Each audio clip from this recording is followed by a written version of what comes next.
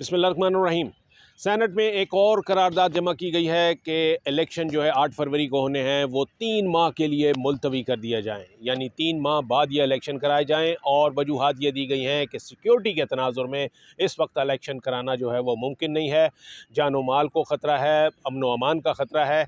इसलिए हालात ऐसे नहीं हैं कि 8 फरवरी को इलेक्शन हो सकें। इसलिए जो सेनेट है वो ये करारदाद पास करे कि 3 माह के लिए इलेक्शन जो हैं वो मुलतवी करवा दिए जाएँ, 8 फरवरी को ना हो। ये दूसरी करारदाद है जो इलेक्शन मुलतवी कराने के लिए आई है।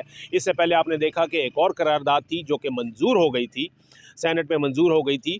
और ये जो वो ये करारदाद थी, आपको ये भी मालूम होगा कि उसके ऊपर कंट्रोवर्सी चल रही थी कि 14 सेनेटर्स ने, सिर्फ 14 सेनेटर्स ने ये करारदाद जो थी वो मंजूर कर ली थी। और उसके ऊपर फिर उसकी कापियाँ और उसकी नकूल जो हैं वो इलेक्शन कमीशन को और ऐवान सदर को और वज़ीर आज़म हाउस और सब जगह इलेक्शन कमीशन में भिजवा दी गई थी। तो बुनियादी मकसद ये था कि, और उसमें भी सिक्योरिटी तनाजुर का जिक्र किया गया था, उसमें भी ये कहा गया था कि अमन व अमान की सूरत हाल ऐसी नहीं है कि इलेक्शन कराए जाए। उन्होंने कहा कि दहशतगर्दी के हमले हो रहे हैं, यहाँ पर फोर्सेस के ऊपर हमले किए जा रहे हैं। उसमें यह भी कहा गया कि कोविड जो है वो भी सर उठा रहा है दोबारा। और इसके अलावा उसमें ये भी कहा गया था कि थ्रेट अलर्ट्स मिल रहे हैं सियासतदानों को, उम्मीदवारों को थ्रेट अलर्ट्स मिल रहे हैं, इसलिए ये जो इलेक्शन है इसको मुलतवी करार दिया जाए।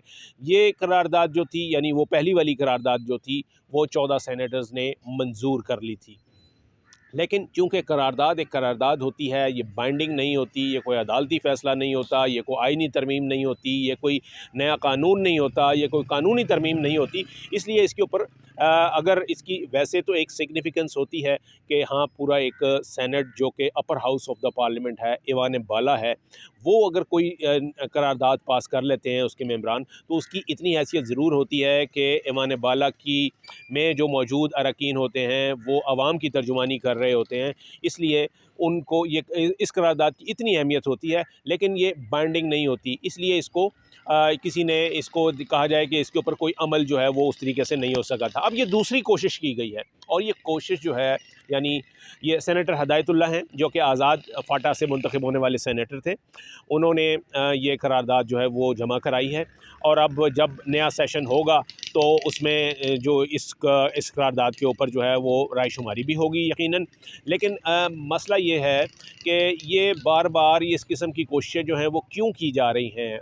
बात सिर्फ इतनी है कि पाकिस्तान तहरीक इंसाफ की जो मास पॉपुलैरिटी है, जो अवामी मकबूलियत है, उसका ग्राफ बहुत ऊपर है।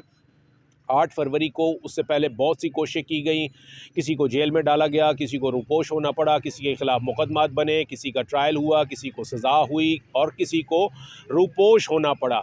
तो इस यानी एक पूरी पीटीआई की लीडरशिप को दीवार से, बल्कि पूरी पार्टी को दीवार से लगाने की कोशिश की गई। भले का निशान जो है वो उनसे लिया गया। अब इस सब का मकसद ये था कि जब 8 फरवरी को इलेक्शन हो तो भले का निशान लेकर पार्टी को दीवार से लगाकर वो नताइज हासिल किए जाएं जो कि पाकिस्तान तहरीक इंसाफ जिसमें जीत ना रही हो। क्योंकि जो गैलप सर्वेज़ हुए हैं उन तमाम इवन चैनल्स ने भी जो सर्वे किए हैं, जो इंडिपेंडेंट ऑर्गेनाइजेशंस हैं, एनजीओज़ हैं, उन्होंने जो सर्वेस किए हैं, तमाम सर्वे रिपोर्ट्स में ये दिखाया गया है कि पाकिस्तान तहरीक इंसाफ भारी अक्सरियत से जीत जाएगी इलेक्शन। क्योंकि उनका वोट बैंक, उनकी मास पॉपुलैरिटी, उनकी अवामी मकबूलियत ऐसी है कि इस वक्त अगर किसी को भी इसका टिकट दिया जाता है पाकिस्तान तहरीक इंसाफ का, तो वो अपने जो हरीफ़े हैं उनसे वो बहुत आगे होगा। यानी एक मास पॉपुलैरिटी का ग्राफ जो है वो बहुत ऊपर दिखाया गया। अब इसी की वजह से ये सारे हरबे इस्तेमाल किए गए कि बल्ला ले लिया जाए और किसी को माइनस कर दिया जाए, किसी को जेल में डाल दिया जाए, किसी को सज़ा सुना दी जाए।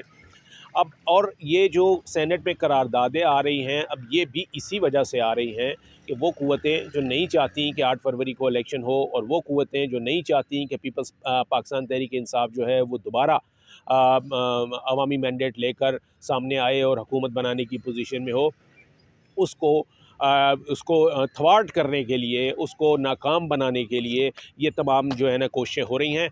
और ये जो करारदाद आज जमा हुई है सेनेटर हिदायतुल्ला की जानिब से, ये भी उसी सिलसिले की एक कड़ी है कि किसी तरीके से 8 फरवरी के इलेक्शन जो हैं वो आगे बढ़ा दिए जाए।